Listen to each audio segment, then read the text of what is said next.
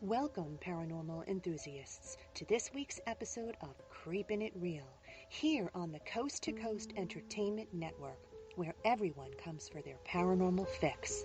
Real people, real stories, in real time. So glad you could join us for some ghostly gab. I'm your host, Eleanor Wagner.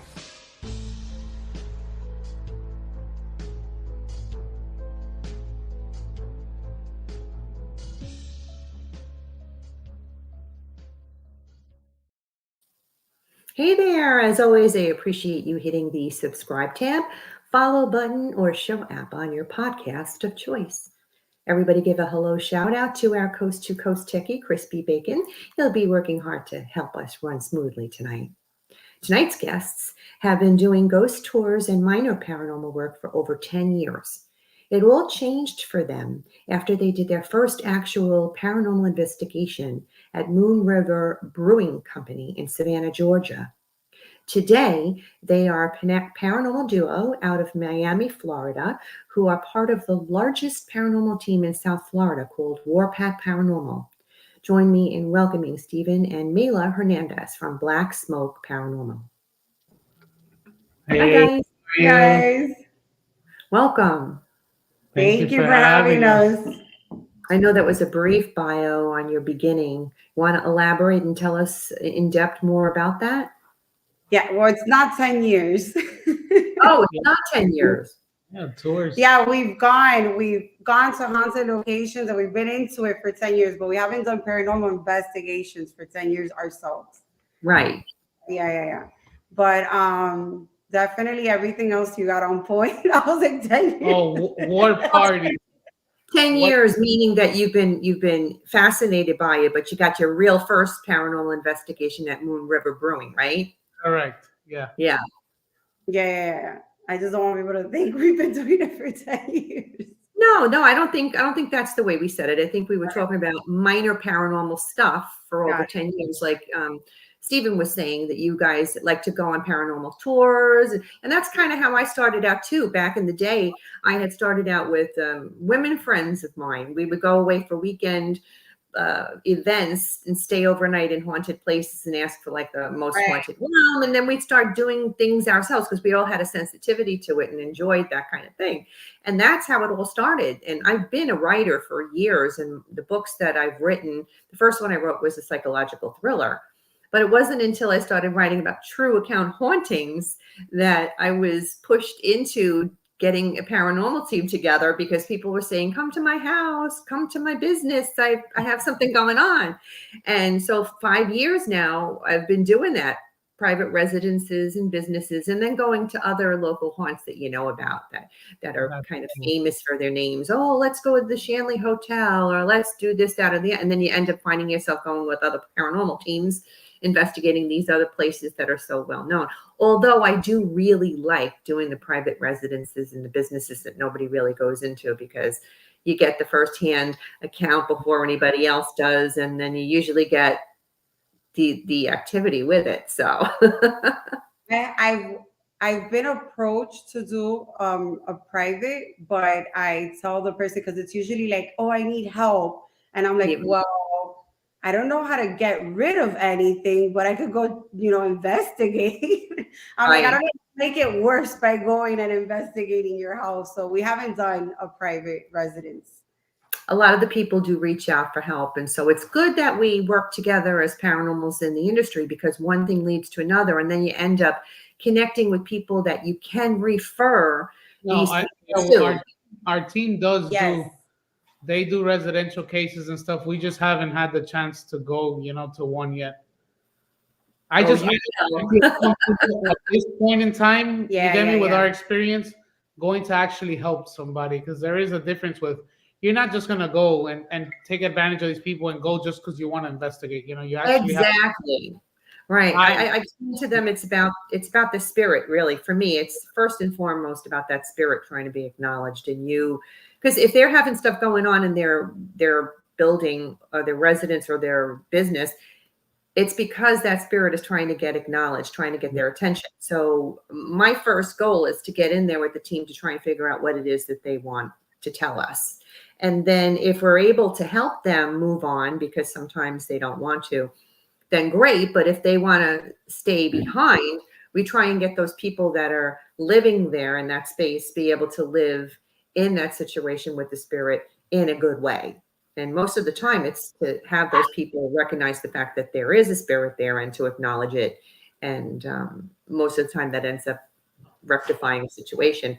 And then it's also about learning, all of us learning. I'm sensitive to spirit, but I don't consider myself nearly as sensitive as some of the people on my team.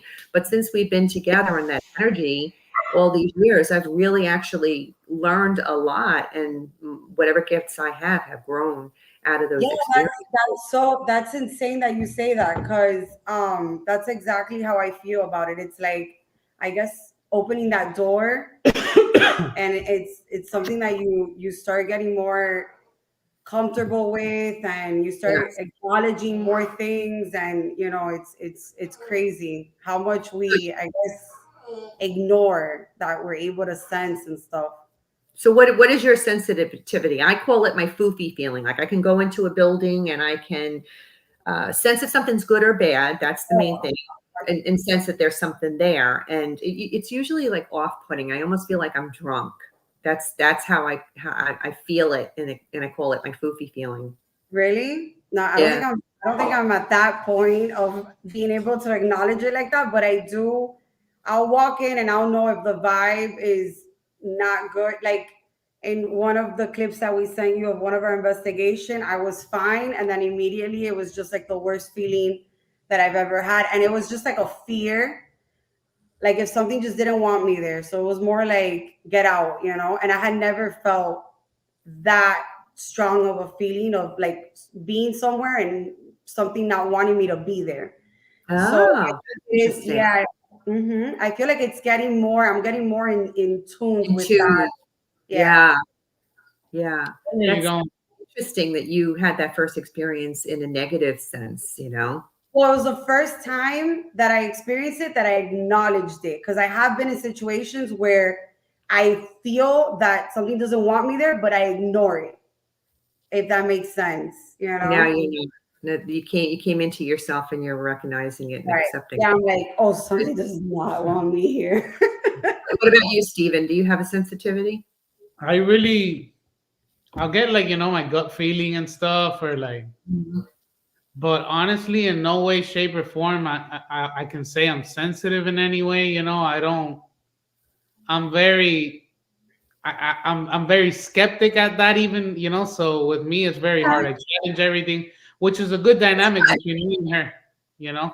She's more openly believing, and I'm more, I challenge everything. Well, what about this? And what about that? And no, it could have been this. And if it wasn't for I don't see nothing, I don't hear nothing. We went to Central State Hospital in Georgia, which was, man, that place was amazing.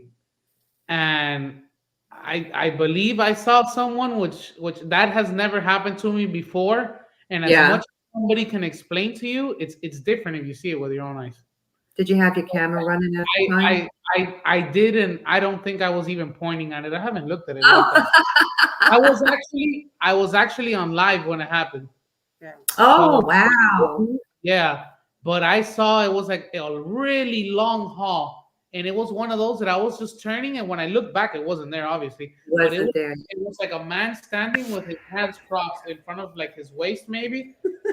That's so scary. But and I freaked out in live and everything. Everybody was like, "Oh my god!" Because I'm very like expressive in my investigations. You'll see them. I get super excited, but no, I don't really. I just like my gut feelings and stuff. Really, that's a start, because everybody does have it. It's just you need time to grow it and learn. So it's fine. Place and you'll be like, oh, like it feels heavy here. Oh yeah. Well, that's a sensitivity for sure. Yeah. And how did you come up with the name Black Smoke? Honestly, that after that trip with Georgia, man, let me tell you, I went into there just like making fun of these things. Like these people are crazy. These people are like, and I Return came to after the tour. I asked the guy. I was like, "How can I find people in my area that I could maybe, do this Mhm. for maybe?" And he's like, "Honestly, like I don't know anybody over there." But he's like, "You just haven't looked. It's everywhere." And I was like, Yeah. "Nah, that doesn't exist down there." And then I got down here. I found War Party, and like I told her, I want to open a page, and the name I wanted wasn't available. I think we And wanted like something just cool. yeah, no, I wanted something that was related to where I live. Yeah. But I just came up with the name honestly because I like Something it. cool. Yeah. Yes, it is cool. Well, just to give you a heads up, Mr. 305 Paranormal's here, Haunting Angels, and Yvette says hi to you guys. So welcome to Hey. all of you. We're gonna go to St. Albans with the Haunting Angels. Yvette is part of the Haunting Angels in May. Yeah, she said, can't wait to see y'all in May. That's what she said. 305 Paranormal. He's one of our They're the teammates ones also. that like guided us from the beginning. Nice. Yeah. All right, so we're going to talk about the Bleckley County Jail first in Georgia.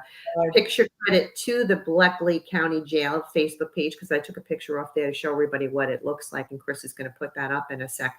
The jail was built in 1915 and was in operation for 91 years. And from what I can find online, it apparently doesn't disappoint when it comes to being haunted. Apparently, it has a chilling history. Can you shed some light on that for the audience about its history?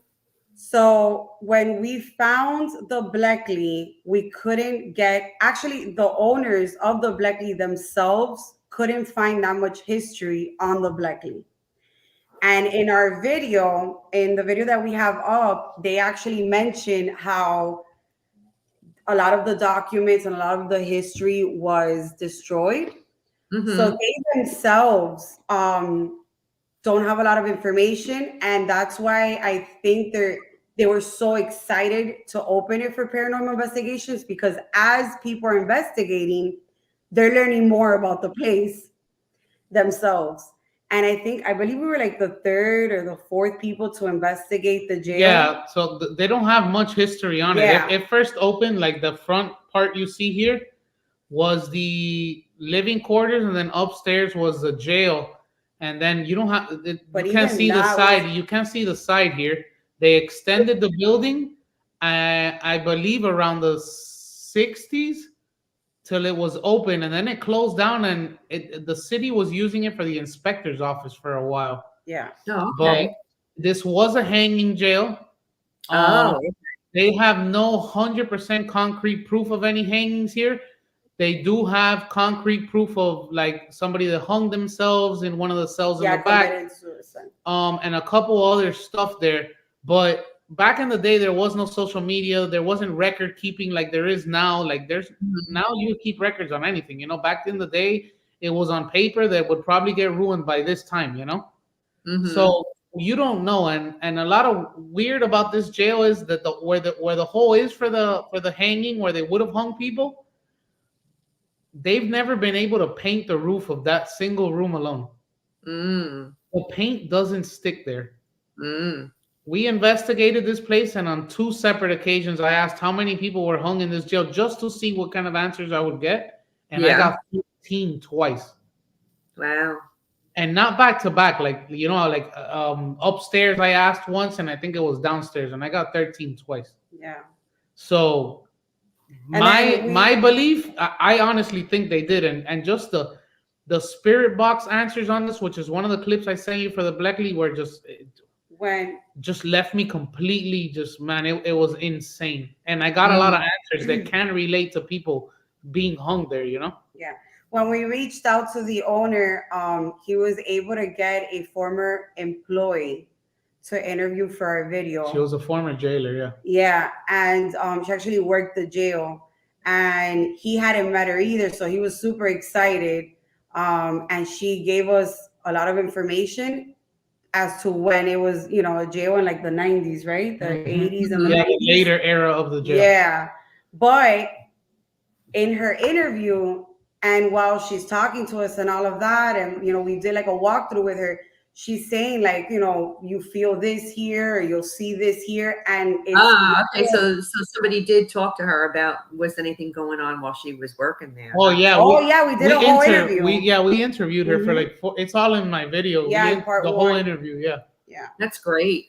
Mm-hmm. Yeah, and then she's telling us like all these experiences that they would feel, or see a shadow figure, and then when they leave, that we start an investigation. Everything that she said, like I get chills, happened to us, and I was like, wow. yeah, and she hadn't been in the jail for like 20 years. Mm-hmm. She hadn't that stepped must have been cool for her going back there. She must have been like really. She was awesome. She was amazing. She had a friend that was jailed there when she was a jailer, and she became dear friends. And she started crying during the interview and everything. The sweetest lady you ever. Yeah. And we believe just the activity changed so much when I started questioning that name that she gave us of him, which I don't remember what it was now. Her. It's on the wall. It was a her. I'm sorry.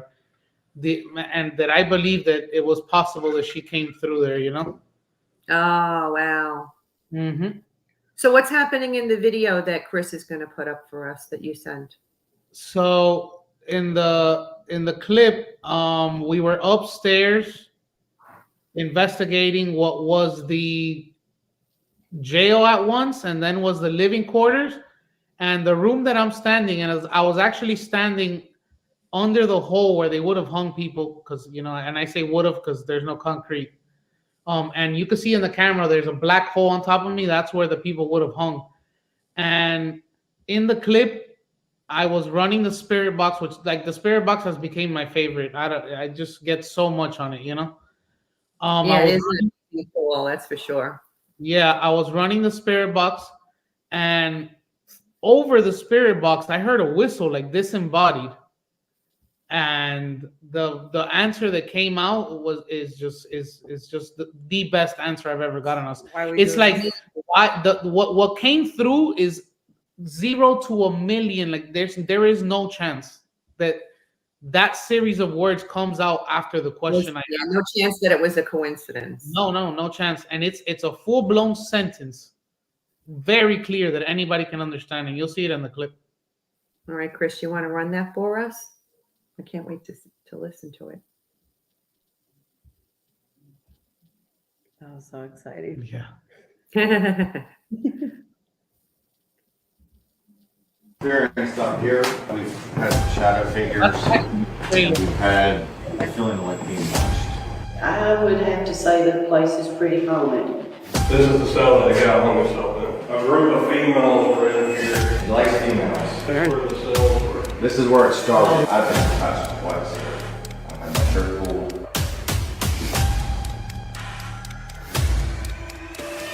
Illness didn't come out of work. Multiple times, I had the inmates hollering for me that they saw something in their cell, or they woke up and something was hovering over them. Including saying, did you just touch me? No. Yes, you did. I mean, it could have been me. What is it looking like? Who's touching your head? Can you tell me your name? Who's touching your head? Do it. Do you know you're dead?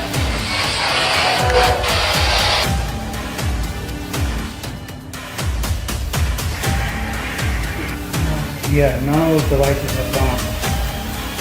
Oh, tripwire. The moment I said that.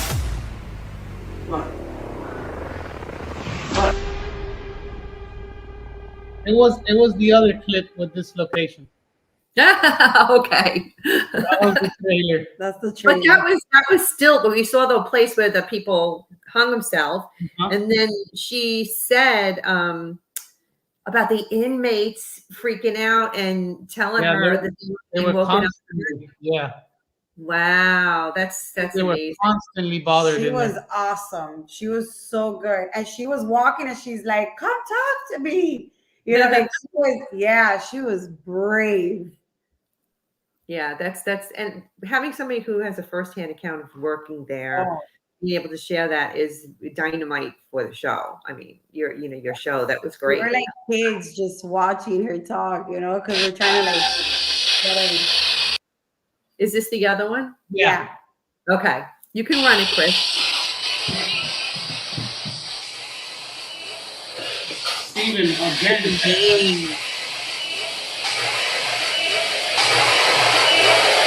Hey, man. Can you come through and tell me what happened in this room, please?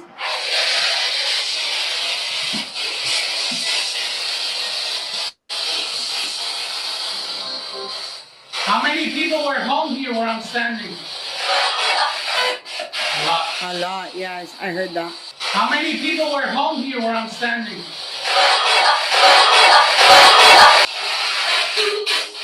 Can you give me a number, please? You earned it? What? You deserve it?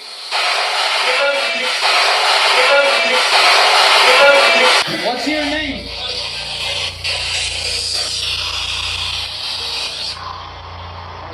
What?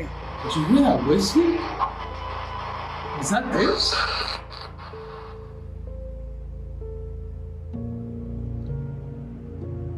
What, a Did whistling? somebody just whistle here?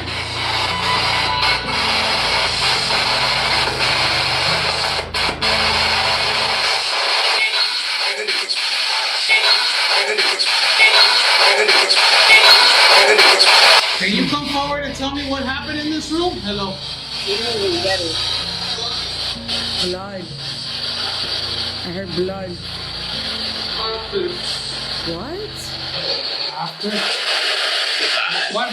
Goodbye. What? What? What? What happened after? Can you come forward and tell me a name on this device, please? That was so crazy. Oh my God, that was amazing. That was so amazing. And we didn't catch it there. We didn't Right. catch that it said that. We heard it when we were reviewing the footage. I said A lot of the stuff you did catch while you were there, though, because you were responding to, which is crazy cool. Like that was good. I love that. That was great. You know, I used to not get anything, and I used to think it was all radio. And a lot of people on my team are like, you know, like the equipment has to grow on you. You need to make a connection with your equipment. Yeah. And I found myself where she'll be like, bro, put that thing down. It's giving me because I don't know. I feel like I get so much on it. Like I love that thing. We just did an investigation not long ago, and they're like, where do you have it? And I had it in my hoodie, and I was walking around with the speaker, and they were like, man, turn it off already, man. And it's you find your equipment that you get, and you'll see it in my investigation. I use that thing a lot. Yeah, And what you connect with. so exciting. Yeah. Who's doing the video in while you're doing the investigating? Me and her, we film each other. Oh, okay. That works. We That's try. good. She films me, I film her, and we'll That's usually cool. have like a camera somewhere. Yeah, and then Alex, Ghost Seeker Texas, edits our video. Oh, okay. The editing is such a pain in the neck. Oh my gosh. Yeah, he's amazing. He's so It's good a at lot it. of work. I don't have time for it, but he loves it. Yeah, that place was crazy. At one point in the beginning there, and it's in the interview. We have it on video. He's like, did you just say something? And I said it. I was like, no, but I heard something over there. We all turned. She turns the camera because she was filming. And while he was editing the video, it's crazy. Like maybe it's not paranormal, maybe it's the camera, but it just so happens to be that when everybody said they heard something over there, when the camera pans back, you see a shadow figure like hide into the wall because like the camera was coming to him, which is crazy. That whole video was that place was real nice during the day. The moment the owners left, that it was just me and her, it was like crazy. The heaviest feeling, like and it's nonstop disembodied voices there. And she was so scared that at one point I had to stop saying what I felt to her because she was just it got her bad. Wow. Yeah. Good thing you had each other. Yeah. Mr. Paranormal said that was a great investigation, guys. And he says, yes, that's correct. The more you use your equipment, the better it works for you in the long term. Mm-hmm. So I think we've all experienced that and can attest to that too. Yeah, You definitely. had done an investigation at Gold Coast Railroad Museum in Miami, Florida, and I'm going to give picture credit to the gentleman who took the picture, Luis Lara Quente. And Chris is going to put the picture up so the viewers can see what it looks like. And I'm going to tell you that it's dedicated to preserving, exhibiting, and operating historical equipment.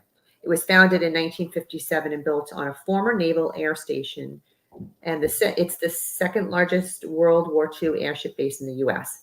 With over 3 miles of tracks, the NASR was an ideal place to build a railroad museum. And obviously it's haunted or you wouldn't be in there investigating.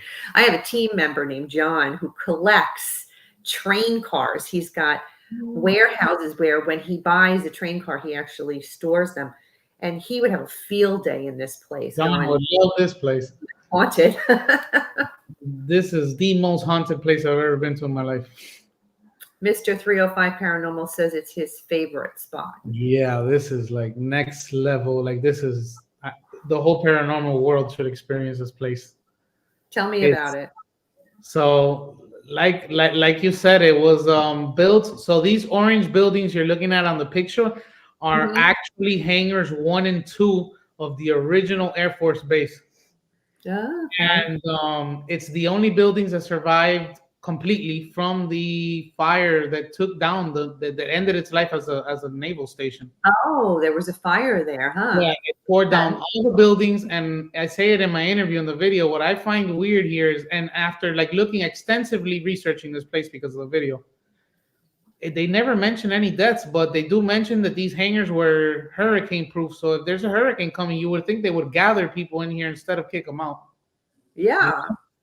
So the buildings all caught fire. All of their blimps, because this was a blimp base, all of their Navy equipment, it all caught fire, and they eventually just stopped using it as a Navy base. And then Gold Coast Railroad Museum moved to these 2 hangars in the front. But a university found out that was using the thing that the CIA was actually operating out of a building on that base for a group called JM Wave, and they're actually the people who were trying to overthrow the Castro regime in Cuba. So the history in this place just goes back. And then you got to think, on top of everything, they piled a bunch of historic cars, a World War II medic cart that was a portable hospital, for the war. Which they're saying that it was never used, but that's honestly my favorite train, which is a whole nother topic of why we continue to go back there to find out why that train is haunted.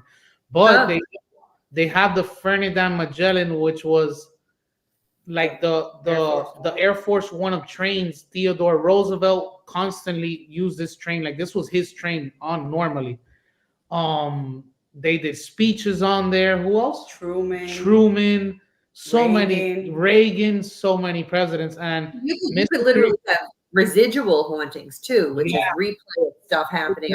That's what voices and things happening because it's replaying itself over and over again. That is exactly why I picked the clip that I picked for this video, because in the beginning of all our videos, we watch a group on YouTube called Paranormal Quest, and they do abandonments, and then we've always been fascinated with their videos because of that. So we started doing it in our videos, and basically we set up cameras with equipment and we just leave for an hour. And we've gotten some of our best stuff doing that, like the most amazing things doing that. So it's almost like you leave and then they talk amongst themselves. Yes, no, and it's insane. You just said that. That's exactly crazy. it. It's crazy you say that, because the amount of residual noise that you get inside that present, you'll think that you're not alone. It's mind blowing. The activity is so different from train to train. It's crazy. Like in the Blackley in our abandonment, the moment like we leave. Well, not only did it sounded like a door slammed, but you hear voices like if they're talking to each other, like, what is this? Yeah. What's going on? Like, da-da-da. You hear it. No, you'll see in this clip, it's crazy. Well, I know you sent us 2 of them, so I'm going to have Chris put it up. Hopefully we put the right one up in order, but we're going to watch them both anyway. So and then we'll take it from there. Awesome. Maiden voyage was from DC to Miami, Mr. 305 Paranormal says. And he said a blimp blew up and the explosion destroyed the hangar. Yeah. The blimps were pretty dangerous back then. They, Mhm. well, the Hindenburg is a perfect example. So, all right, Chris, whenever you're ready.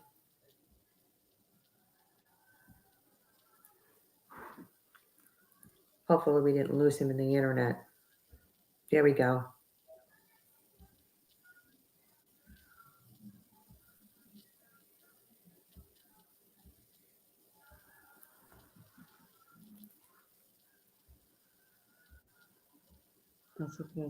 Getting everything set up.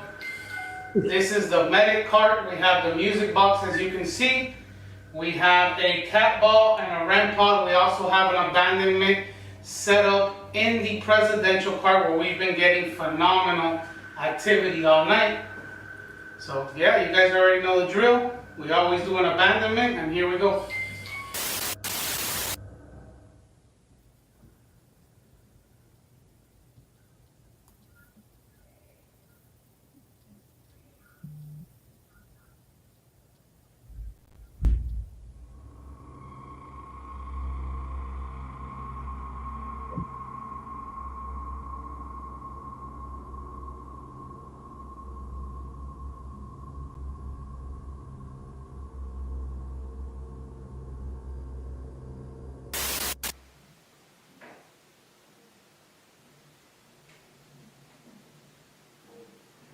That's crazy.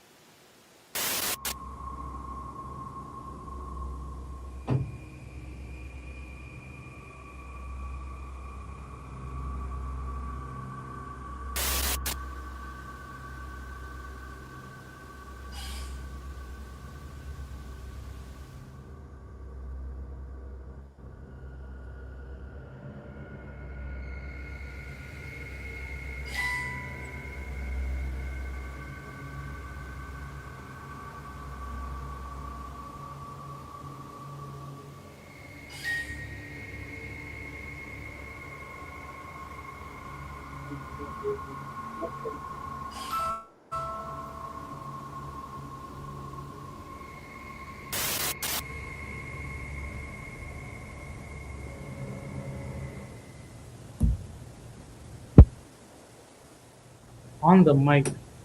Mm-hmm.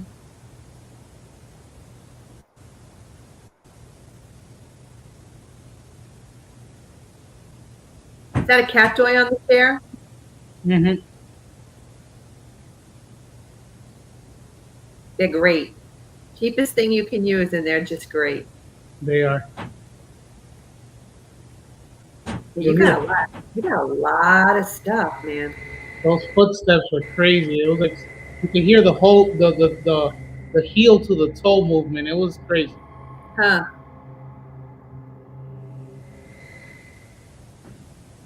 This all happened in an hour. I hear them. That's pretty cool, man.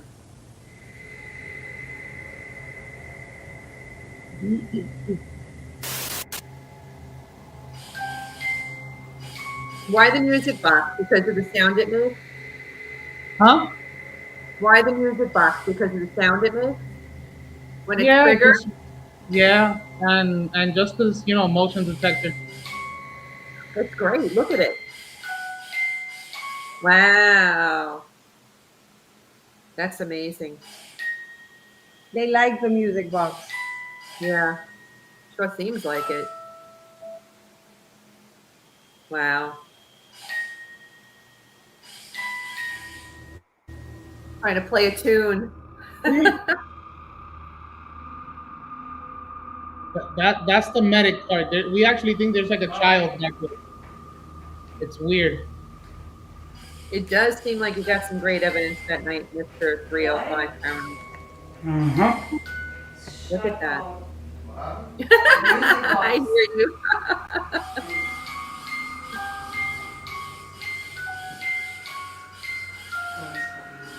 Is it on the same spot it was? No. Thank you.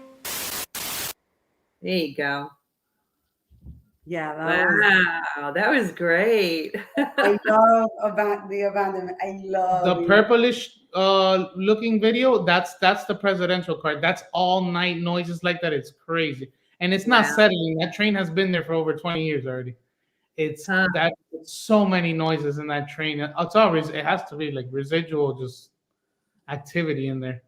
There was Mr. 305 Paranormal got an EVP in that train, and it like from what they understood, he said that he was a federal agent that died in the line of fire protecting the president.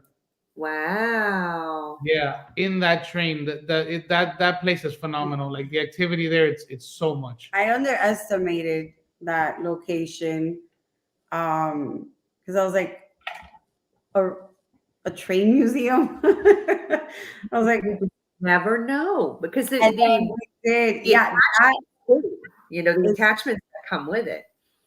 every time I've underestimated a location, it's blown me away. That the abandonment, we were there till 5 o'clock in the morning. We were the only people there. Like there was nobody else. And I mean, we were sitting in the presidential cart, just sitting, like just quiet, just hanging out, and the noises in the hallway, like walking. I was like, oh my, I was so freaked out. I was like, oh my God. That's like our most popular video now. That investigation was amazing. I underestimated a location too with the Rockport train wreck because when you went there, there's nothing there. It's been all since the 20s that the accident happened, but just something told me, a gut feeling said we should just go there, and we got so much stuff from the several times that we went back. That that we was underestimated location. It's great. Wow. Well, that was great. I think you had 2 videos that you brought with you for yeah. So if Chris wants to run that other one, he can run that for us now too. That was great. I love that one. You really did get some major it became like favorite part of my investigations, the abandonment. Oh, I love the abandonment. Yeah, that's definitely a smart thing. My a team member of mine, Joe, does that too. He puts cameras and audio in different places, and we just leave it there. And we had a friend come. He's a new team member, and he joined us in one of our last investigations. And I told him, I was like, we're filming. So I was like, okay, we gotta go. And he's like, oh, you guys actually like leave? I was like, yeah, we leave. Yeah, you get a lot of stuff that way. It's great. Yeah, we leave. We'll either go eat somewhere or go to Walmart, but we leave. Okay.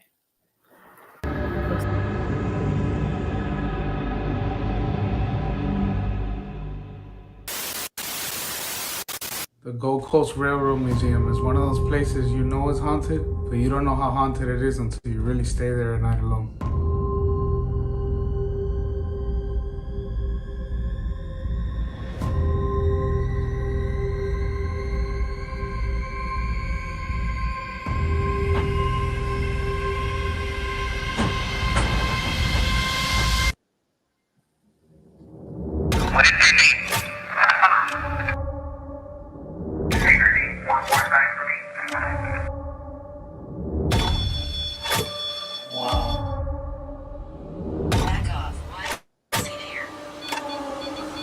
Who's here?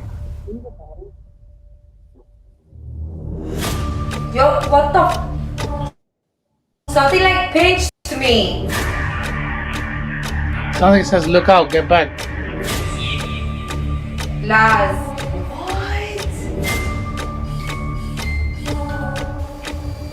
Straight up sounded like somebody was turning her door knob, dude.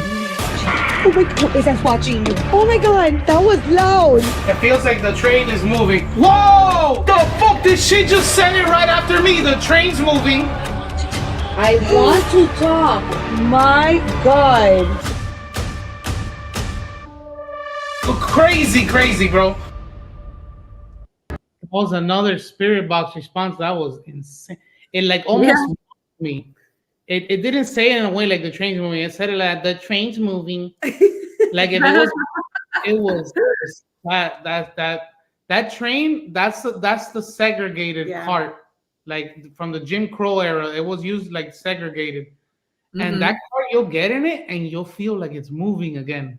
And like everybody will feel like you're like, what? That place is just, it's crazy, man. It comes at you from everywhere there. You gotta come down. Take you to the gold. Highly recommended. Wow. I'll have to put that on my go-to list. You let me know. You let us know. We'll take you. All right. Now, last we're going to talk about Old Pickens County Jail in Georgia. Picture credit to the Old Pickens County Jail website because I took that picture off of there, and Chris is going to end up putting it up so everybody can see it. It's an historic jail building in Jasper, Georgia, and it was added to the National Register of Historic Places in 1984. The jail itself was opened in 1907, and it was in operation for 76 years. It was considered escape-proof with metal ceilings with concrete poured on top. So what drew you to this location to want to investigate it? We wanted to take our good friends on an investigation for the first time. We were super excited. And honestly, to be 100% truthful, it was such a last minute location. Yeah, we literally booked it like the day before. Because everybody was booked and it was so last minute. And he was like, yeah. And we drove, 12 hours?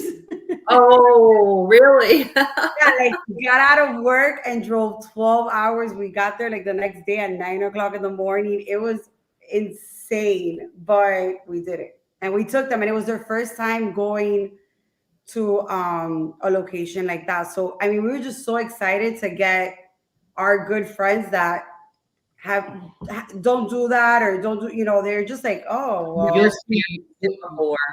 You'll see in the video that it was his first time ever being even to us, because we're highly respectful to spirit in our investigations and stuff. And the video number one will be a teaching to anybody why you be respectful to spirits, because at the end they are people, and how the feeling could change just from what he was doing. You'll see in the clip that I just started comfortable, and it's because he wasn't behaving himself, is what you're saying. He said something he should not have said, and everything completely changed. Wow. Yeah, we've never experienced that either, because we've never tested in our investigation. We've never been what is it called? Antagonistic? Never. So it was the first time. I was actually excited, I was scared and excited because it was the first time that happened, and then the response, I was like, oh, that's amazing. But then I'm like, wait a minute, so yeah, it's that made it very legitimate. I was like, oh my God, that's insane. Okay, so Chris, if you want to run that for us, so we get to see what happened. I don't like it when they get antagonistic, but if somebody puts himself in that position, I want to watch. He'll never do it again. You never do it again. Shout out to Matt and Mike at Bleckley County Jail from Haunting Angels. I know we've already listened to your story about that, but we'll give them a shout out. I definitely don't like when people try and push spirit unnecessarily, because they were humans in life and they deserve respect too. So in death, it's no different, 100%. And the history there is just so rich. I think that's what made them get so into it now too, because it validated the response. They've never done an investigation, and then that happens, and they're like, because it's a personal experience now. They experienced that. Yeah. So in other words, you're saying he definitely learned from his experience. Oh, 100% he learns. Yeah, He's got it so good now. Oh my goodness. All right. Well, we're just waiting for Chris to put it up for us. So, did you send me 1 or 2 for that one? I can't remember. Yeah, I sent you like a trailer and a clip, evidence clip for you. Actually, whoever does your videos really does a good job. They really are. They really do a good job. Old Secret, Texas. He's awesome.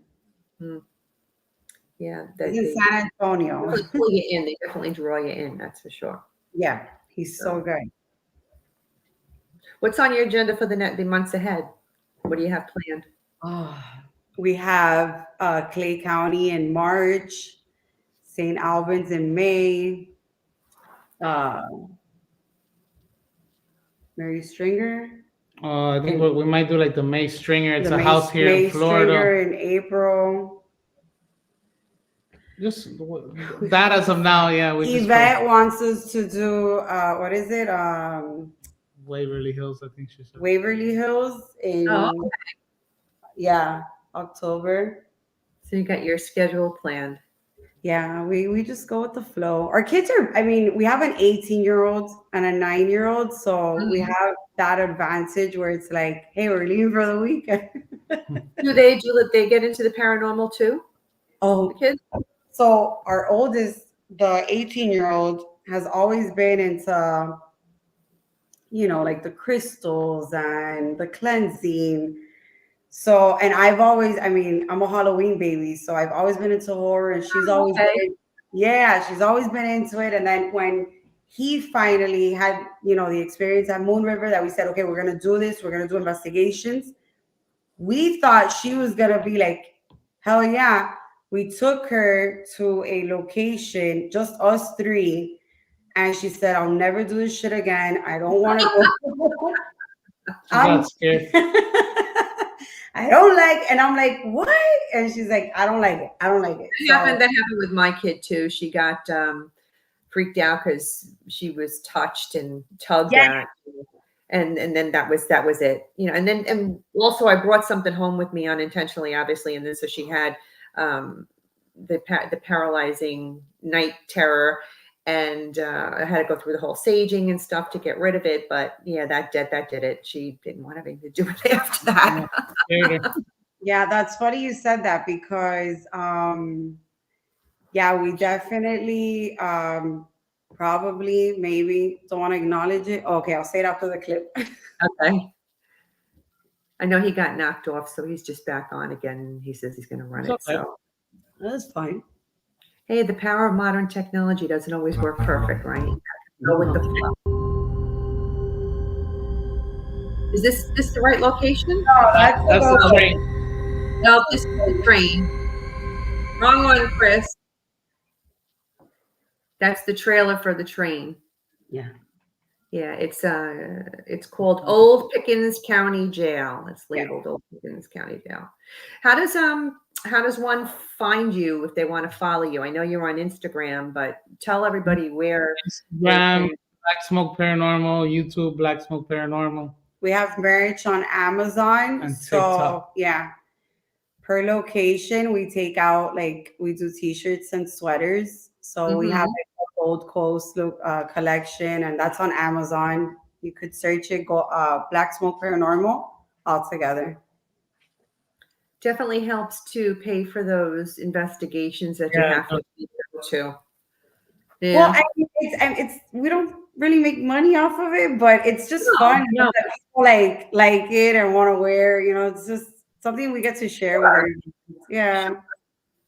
But it's a good way to help though, because it is a huge expense when you want to pay to go to these places. It is. They get expensive. It helps, and it enables you to continue doing what you're doing and not pulling out of your pocket constantly. Because if people like watching these videos and you want to keep on doing them, the more support you get, the better it is. Same with me writing books and when I do my investigations, so I know exactly what you're talking about.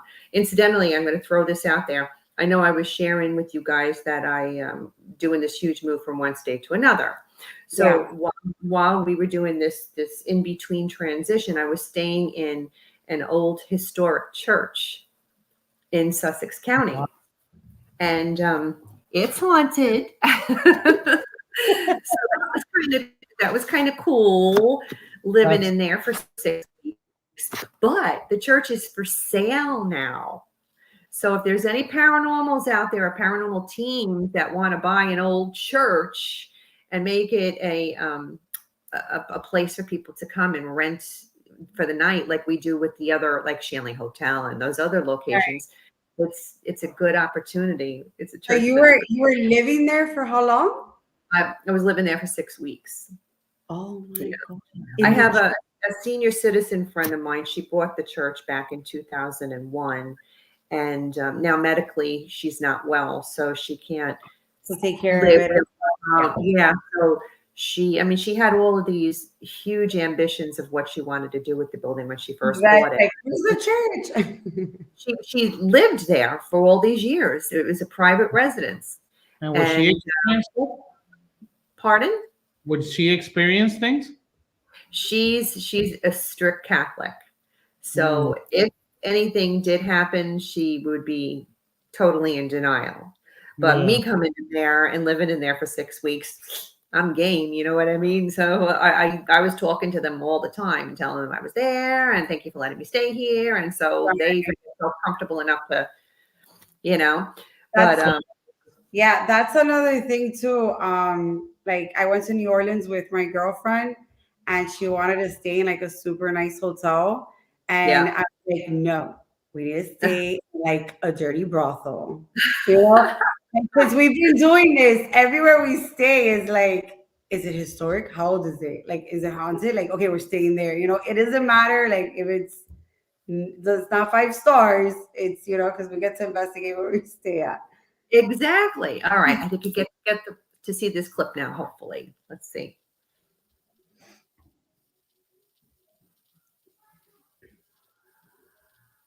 We might not have luck. I don't know. Oh, that's the train. Train again? All right, Chris. I don't know what's going on, but you're running that train one. He likes the train.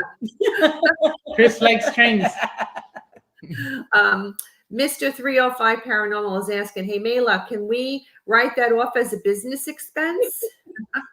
Smart, Mondo. That was asking, what state is the church in? It's in New Jersey, in Sussex County. I Googled you, Eleanor, actually. Oh, did you? Yes. And I know in your book, it's a Sussex County, right? It's a psychological thriller one. That's like when I was writing the first book, I thought it was going to be just one book, but then I just kept getting all these stories coming in and people asking us to do investigations. So I compiled folders and I ended up writing 3 books. They're all different locations in Sussex County that are haunted. So I didn't write about any location twice.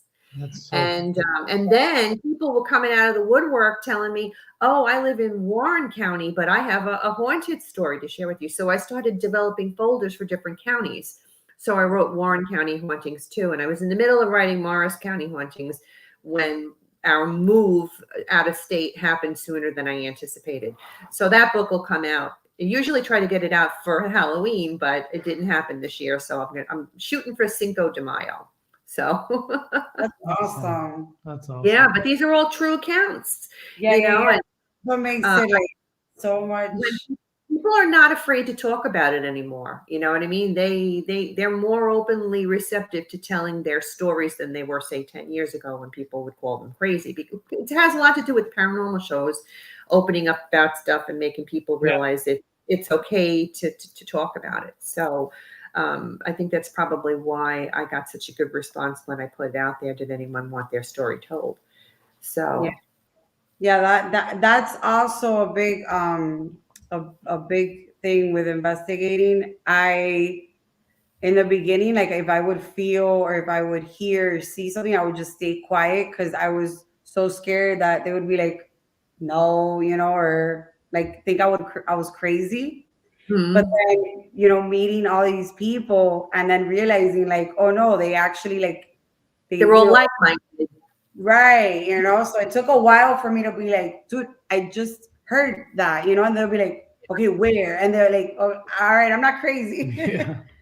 That's there's an asylum in South Carolina that she wants to buy.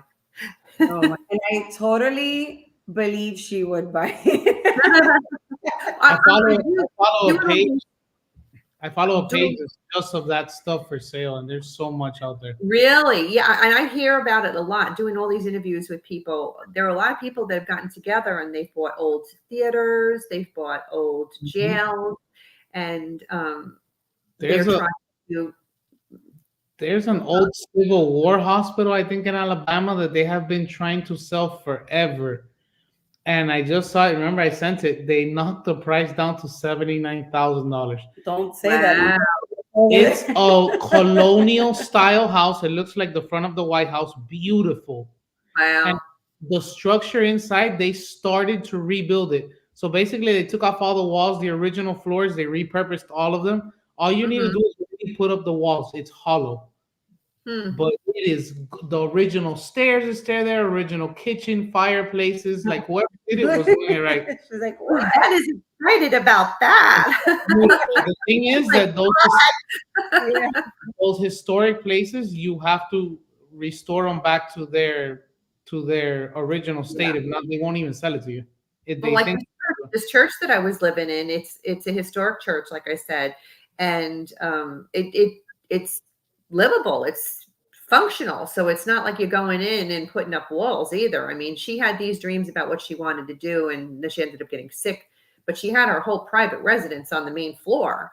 And that's where we were living for 6 weeks. And I was kind of trying to help her with her estate sale while I was living there. I was like, use me while I'm here because, but yeah, if you can get a building like that, it definitely can be a great opportunity for paranormal, for sure. Houses in Florida, a 2-bedroom shack is $300,000, and that thing is for sale for $79,000. If it was for me, she don't want to leave. I'm dying to leave Florida, honestly. But Yvette's like, we're going to Alabama. Hell yeah! I 100% believe that Yvette and Sierra will go to Alabama and check it out. There you go. Well, guys, this was a lot of fun. I really do appreciate you coming on tonight and sharing your stories. You had some great evidence to share with the audience. I think they're going to love having tuned in. If they didn't, they'll tune in when I tell them. So thank you so much for joining me. Thank you so much for having us. This was fun. Spend some time with your new stuff. Yes, definitely. All right, cool. So we'll keep in touch for sure. We will. Thank you. Okay. And happy haunting. Yeah. Happy haunting and happy New Year. Thank you. Thank you to you too. Bye, guys.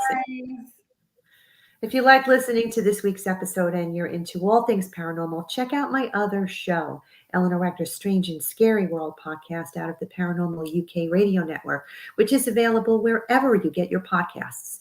You can watch and listen to the uncut version directly on my Eleanor Wagner YouTube channel. And if any of you are interested in reading any of my books, you can find them on Amazon, but you can get signed copies directly through me at authoreleanorwagner@gmail.com. I write about the history of the town and location, and the paranormal story is added to the mix, and I finish it all off with photos and evidence. I'm excited to share that I now have t-shirts available from both my Creepn It Real podcast and Strange and Scary World podcast. Anyone who's interested in getting one of these t-shirts can email me at authoreleanorwagner@gmail.com.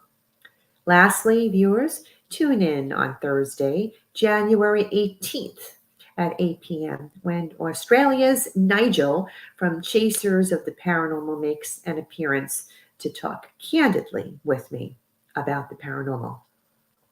And thank you to all of the guests who tuned in tonight and shared their comments. I so appreciate you. Good night.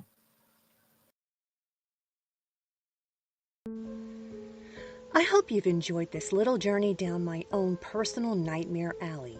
If you're one of those people who experiences the paranormal and has stories of your own you've been filing away over the years, I want to hear about them. And if you're a part of a paranormal investigative team, even better. I'd love to have you on my show. Got a questionable photo? Send it in. Would love to have an open discussion here amongst the professionals.